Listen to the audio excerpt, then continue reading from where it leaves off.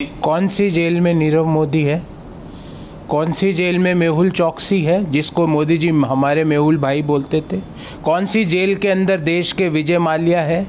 कौन सी जेल के अंदर संदेशरा है? देश को बताइए ना।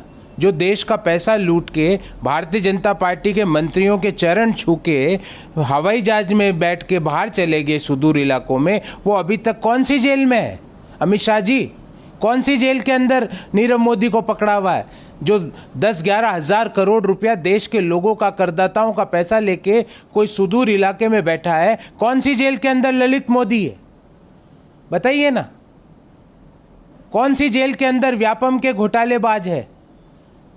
देश को बताइए कि कौन सी जेल के अंदर है। कौन सी जेल के अंदर वो 40% कमीशन खोर है? बोमई सरकार जब चल रही थी, जब कॉन्ट्रैक्टर्स एसोसिएशन ने कहा कि 40% कमीशन खोरी होती, कौन सी जेल में है? देश की कौन सी जेल में है? बताइए आप।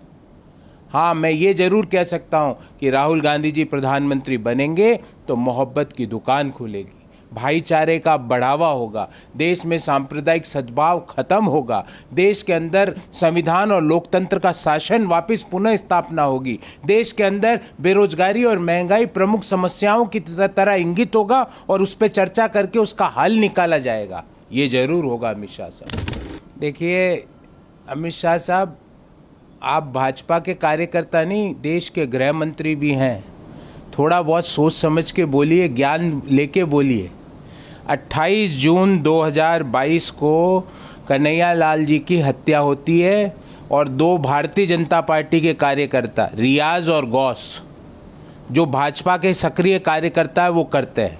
4 घंटे में, घटना के 28 जून को जब 2022 को घटना होती है, उसके महज 4 घंटे के अंदर उन दोनों को राजस्थान पुलिस गिरफ्तार कर लेती है।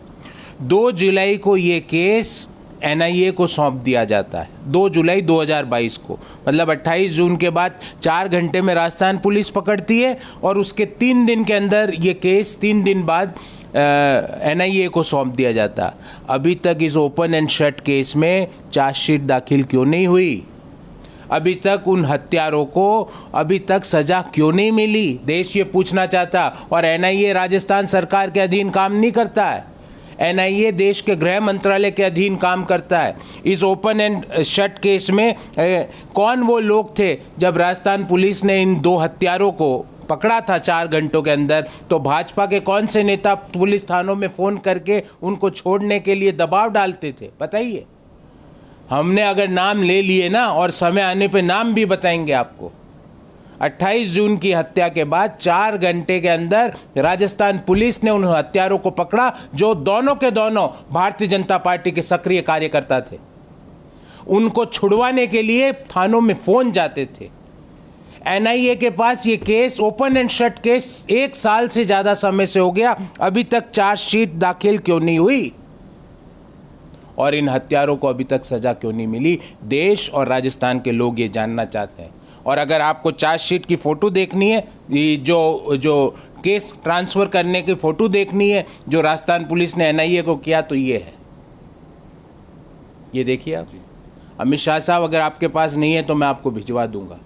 जिम्मेदार पदों पर बैठे हैं अमित शाह साहब। आप भारतीय जनता पार्टी के कार्यकर्ता के रूप में झूठ फैलाने का काम ना करें। उस कुर्सी पे बैठे हैं जहाँ पे सरदार पटेल साहब बैठते थे। उस कुर्सी की इज्जत कीजिए और गलत और भ्रामक जानकारियां देश में मत दीजिए। यही तो मैं कह रहा हूँ, ना कलम, ना स्याही, ना कागज़, ना मसौदा, ना नीति। कौन सी यूसीसी?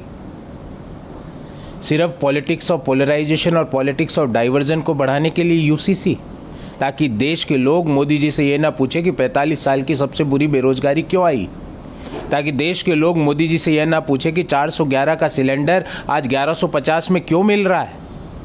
इसके लिए यूसीसी। और मोदी जी, आपके साथी जिनके साथ आप सरकार में बैठे हो, पहले उनको तो मनाओ। जिनको आप कहते थे, इन संगमा जी के लिए मोदी जी कहते थे कि सबसे भ्रष्ट लोग हैं ये, उनके साथ सरकार बना ली।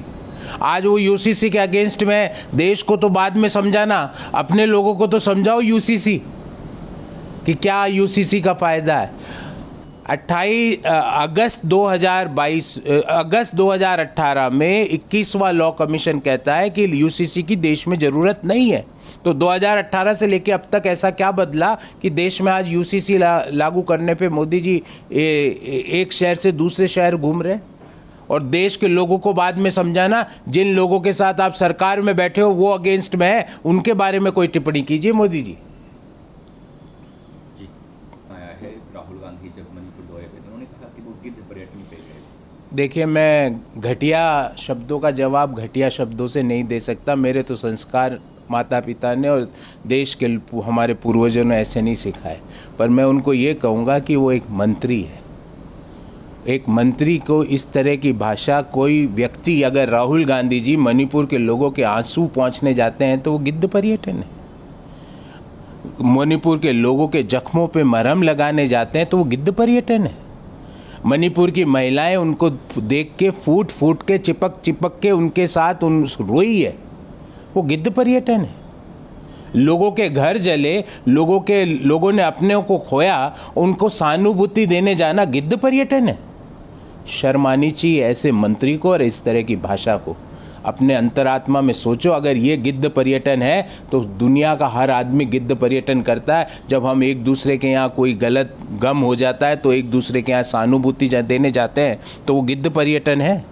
मुझे तो नहीं लगता है गिद्ध पर्यटन है। उनकी भाषा, उनके संस्कार, उनके पूर्वजों ने उनको ये सिखाया होगा। पर भारत के संस्कार, भारत की संस्कृति में ये नहीं होता कि किसी व्यक्ति के यहाँ कोई गलत घटना घट जाए, कोई मृत्यु हो जाए, किसी का घर जल जाए, किसी के गांव से बाहर जाके दूसरी विस्थापित कैंपों में जाके रहना पड़े, उनके आंसू पहुँचने जाना गिद्ध पर्यटन भारत की संस्कृति में नहीं है। उनकी संस्कार में हो सकता है, पर मेरे देश की संस्कृति में ऐसा नहीं है।